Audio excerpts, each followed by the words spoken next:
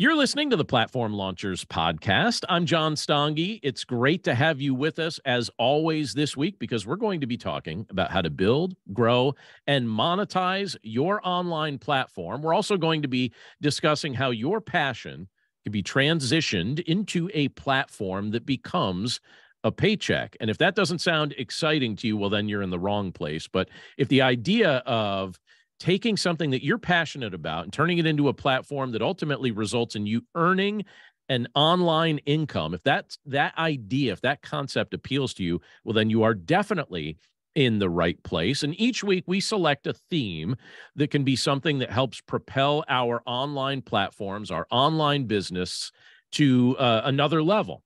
And one of the things I've been thinking a lot about lately is this idea of feedback. And what we're going to talk about this week is the idea of using the feedback that you receive to refine what you offer. Now, I will admit to you that I receive a lot of feedback.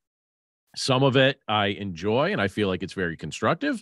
Some of it I feel like it can be a little bit nitpicky. Certain sources of feedback, I don't really jump up and down to receive feedback from them because I realize that they tend to have a not very productive bent. I just was talking with our members club, and several of us have felt the exact same way about different sources of feedback that we find helpful or not helpful. But not long ago, I was actually checking my email, which I do quite a few times during the course of any given day, and I noticed a message from somebody who claimed to be a listener to my podcast. Now, I'll tell you, some of the messages I get from people that say they listen to my podcast, I can quickly tell it's really just a marketing message. They don't actually listen to my podcast. They're trying to either get something from me or sell something to me. But I read this guy's message, and I discovered from the details that he shared in it that he most definitely listens to my shows. It was very clear from the content of what he was sharing. And then in the midst of that discussion, or in the midst of reading his email, he proceeded to offer his opinions on how he thought I should structure one of my most popular podcasts. At present, I host 4 shows, and they all have different degrees of popularity, different degrees of downloads that I would expect from each show on any given day. And he was referencing my most popular show. And he told me how he likes to utilize that show as part of his daily routine.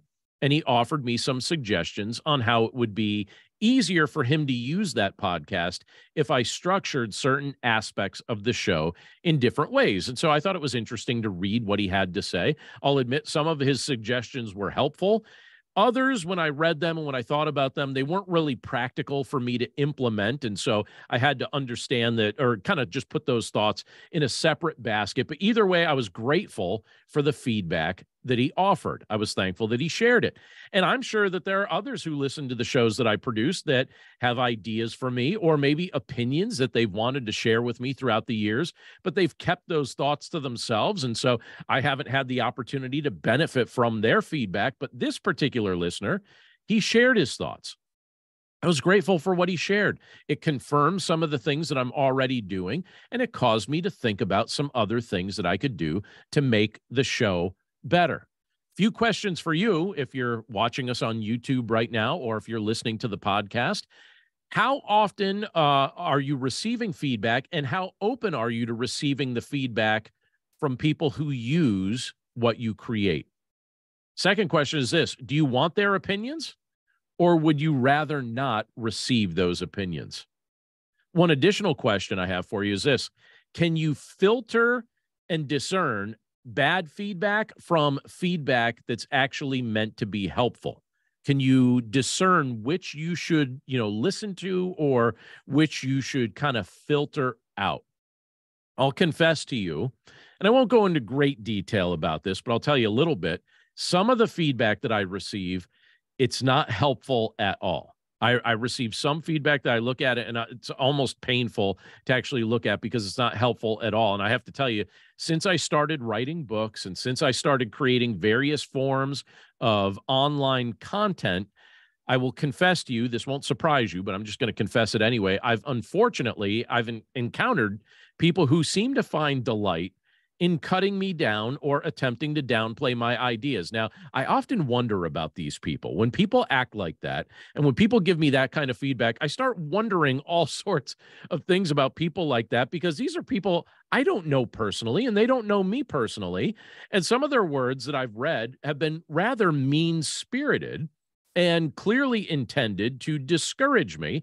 Now, thankfully, this doesn't happen to me constantly. It happens on occasion, multiple times during the course of any given year.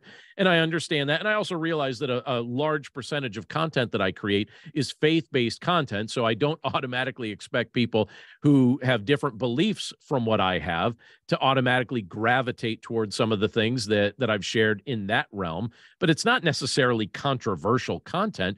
And so sometimes I get negative feedback. Sometimes that happens. Sometimes people can be mean-spirited. It does happen on occasion. And I just ask, all right, what should we do when we receive feedback like that? And by the way, if you're creating publicly consumable content, you have to prepare yourself for the fact that eventually someone's going to have something negative to say. It's going to happen. Don't let it devastate you. It just happens, right?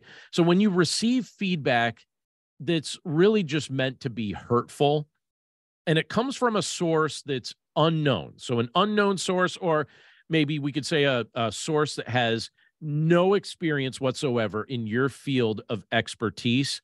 One of the things that I just encourage you to do with that kind of feedback is don't pay much attention to it. It's not really helpful. It's not even meant to be helpful. It's just something meant to cut you down or to discourage you. And it's probably coming from somebody with way too much time on their hands. I don't know about you, but I have to tell you, I don't have too much time to be able to spend cutting other people down. I've got too much going on in my day-to-day life to spend a lot of time writing long messages and long emails to people that cut them down. It does not appeal to me in any way to rip other people apart. I cannot think of a worse way to have to spend any given day. I don't think I'd feel too good at the end of a day cutting people down. I would much rather build people up. And I would assume if you're listening to this show or any of my other shows, you probably feel the same way. But as you create online content, just in general, you have to be prepared to receive feedback from the people who use what you create. And I will tell you, from a strategic standpoint, their feedback can be a very, very helpful tool to you that can help you refine what you're doing.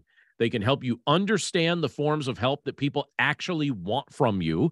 And their feedback can also help you figure out what content or what services you should provide that would actually fall in line with what people would be willing to pay you for. So people giving you feedback could be a really helpful tool to help you refine those things. We had a live event last week, and we were talking about that sort of thing. And so being open to feedback is incredibly helpful for personal growth. It's very helpful for professional growth.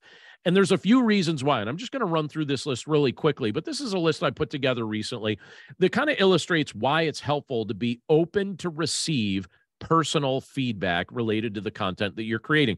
First of all, I think it helps foster self-improvement. I think when people give us feedback, it could provide insights into some of our strengths and maybe a little bit more painfully to hear some of our weaknesses, but it allows us to identify areas that we can improve upon and then make some necessary adjustments that can enhance some of our skills or maybe our knowledge base or maybe our performance. But it does help with self-improvement. And I'm all about self-improvement. I want to grow as a person. I want to grow as somebody who serves others. So self-improvement can really be fostered through feedback. I think feedback could also be useful to enhance our perspective. It helps us understand how our actions are impacting other people or our decisions or our behaviors, how these things impact other people. And it helps us to start seeing things from other people's viewpoint. I've only lived one life. I've only lived my life. And so I have a perspective that's kind of limited sometimes to what I've personally experienced. And so when I get feedback from others, it helps me to be a bit more sensitive to other people's perspectives. And it helps me refine how I choose to say things so that it's actually going to be received by a wider audience. All right, number 3 on my list is this. I think feedback also provides learning opportunities for us, because when we receive constructive criticism, we gain new insight, we gain new knowledge. It really does help us refine what we're doing. I think a fourth thing it does, it increases self-awareness. One of the things that, if I could wish a wish for humanity, I would wish that more people in the human race enjoyed self-awareness than presently seems to be the case. And so when we receive feedback from others, it actually improves our own self-awareness because we receive an external view of ourselves. I know what I think I'm conveying, but when I receive feedback from other people, I find out what they receive from what I'm sharing, and it helps me to become a bit more self-aware. And I'll tell you what else it helps me understand in the midst of that self-awareness. It helps show me if I've got some blind spots or some biases or maybe even areas where I'm overestimating my abilities. And so that's really useful. I love the idea of having some of my blind spots pointed out to me through feedback because it makes it so that I don't keep making the same mistake out of my own ignorance. Something else I think is useful, number five on my list here is this idea of building relationships.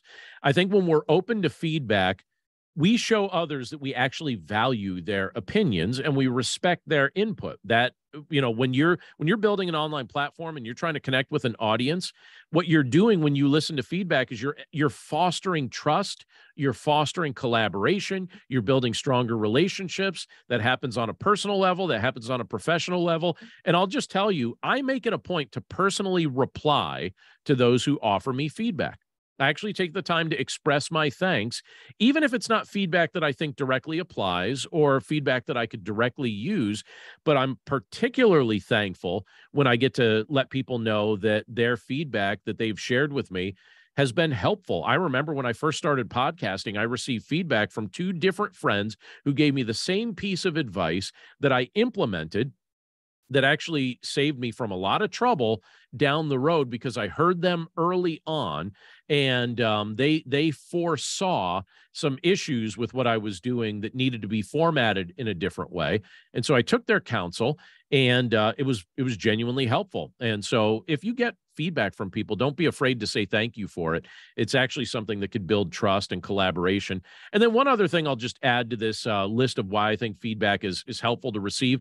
It helps with adaptability. One of the things that I've learned in the online space is that if I'm open to feedback, it helps me to be adaptable in a very quickly changing landscape. The online world is changing all the time. There are different ways to deliver content and refine content, and it's changing constantly. And when you receive feedback from other people, that can help you be adaptable so that your content and the way you deliver the content, both of which are important, so that both of those stay fresh. But here's the thing. Most people in this world are resistant to feedback. Now, there are times in my life I have resisted feedback that was not to my credit. That was definitely to my detriment. Maybe you feel the same way. And do you ever wonder why people are resistant to feedback? I think there's a variety of reasons why that's the case. I think one of the things is that we just fear criticism. I think feedback triggers this fear of being judged or critiqued. Maybe somewhere along the way in your life, you received criticism from unhelpful sources, and you still hear those voices in your head over and over and over again. And sometimes, even if feedback is meant to be helpful to you, you just feel, triggered in a way that you're going to be judged or critiqued. I understand that. I think that's something we need to overcome, but I think that that's a very real reality for us if we're receiving feedback. I think feedback also is hard to receive because sometimes it confronts our ego or our self-image. And as human beings, we tend to have a very strong attachment to our self-image. And many people, I think, believe that if they admit their flaws or their mistakes, that somehow that's going to undermine their sense of self-worth. And so they resist feedback because it challenges their existing beliefs about themselves. And I know I sound a little bit like a counselor in this moment, but I think that it's appropriate when you think about feedback to just recognize that, yeah, sometimes it's going to confront our ego. Sometimes it's going to confront our self-image. And you know what? It's actually healthy if it does, so that we don't become someone that's just full of ourselves.